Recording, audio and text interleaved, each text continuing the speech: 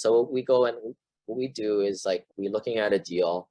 We have the existing profit and loss statement, right? So we have the run rates for the last 2 years and we can check what it is. And this is why we buy stabilized assets, because it's not too much of a stretch to make an assumption. Here is the trend line and here's what we think it'll be. So we have a great data point right there, or series of data points.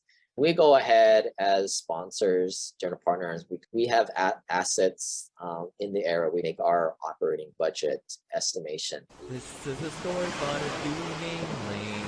Then one day he went and tried to rent them out, and then he became one with the rest domain.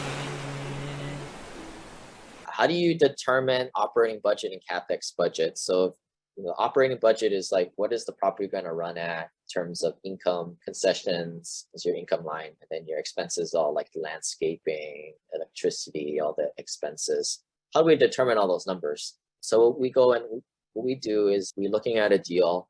We have the existing profit and loss statement. So we have the run rates for the last 2 years and we can check what it is. And this is why we buy stabilized assets, because it's not too much of a stretch to make an assumption. Here is the trend line and here's what we think it'll be. So we have a great data point right there, or series of data points.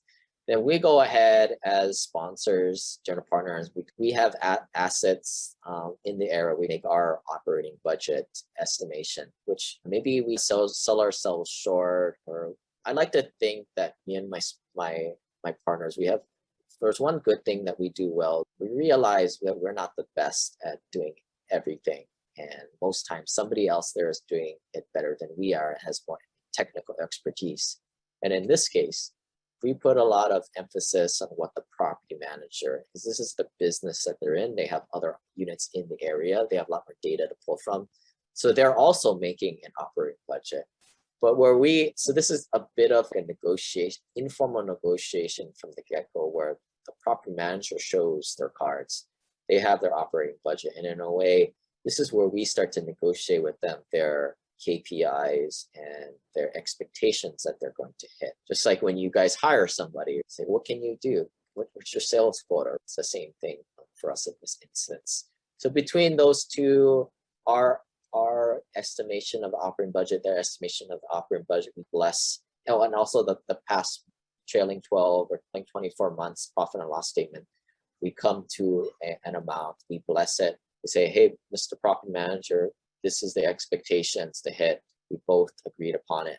And then, of course, we always add a little bit of contingency, and that's what we put into the model, and that's what we come out to market to you guys to show. And also the CapEx is done in very similar form. You'll never find, Kyle always laughs about this, but I always joke, let's go take some pictures on ladders like all those other syndicators. And he thinks that's we think it's like the dumbest thing in the world when people take pictures on ladders, making, oh, we're inspecting the roof. I don't know anything about, I know when you need to replace the roof. I know that, but I know enough to know that I'm not the expert. And along the other hundreds of other components of the building, we've sent in third-party professional property inspectors, which are way better than any residential property inspector who always just caveat things they just put into their app, and most of it is just all fluff anyway. But the commercial property inspectors are a lot more like numbers driven, and they'll give construction scopes to remediate problems and all the deferred maintenance. So we'll use that as our data point. Just like in the operating budget, we come up with ours, and then all the property management also comes up with theirs. And from those three data sources, we're pulling together and coming up with the CapEx budget. We've had some lessons learned before on some foundation things, and the lessons learned is in some cases we'll get a more intrusive due diligence survey done. Just, we don't do anything with septic tanks, but like when you buy single family homes, you have a septic tank there, you may elect to get another inspector to inspect the septic tank, for example. But that's how we put it together. And again, with the construction, there usually isn't too much construction in terms of the whole grand scheme of things. And this is why we like this light value add to medium value add.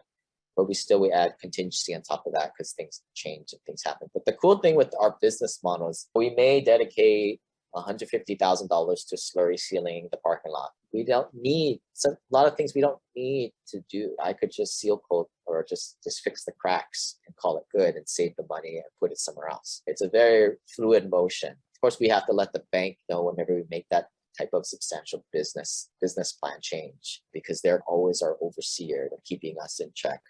And they can be annoying at sometimes, but at the end of the day, they just want us to be responsible with the assets and do what we say that we're going to do.